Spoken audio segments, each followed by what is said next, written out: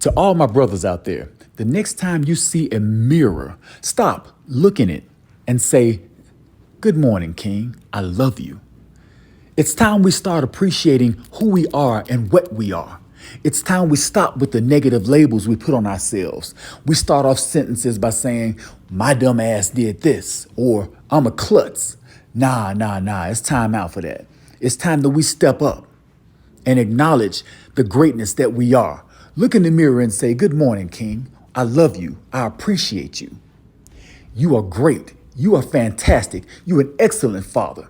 Talk that, speak that into your life. What you speak becomes you.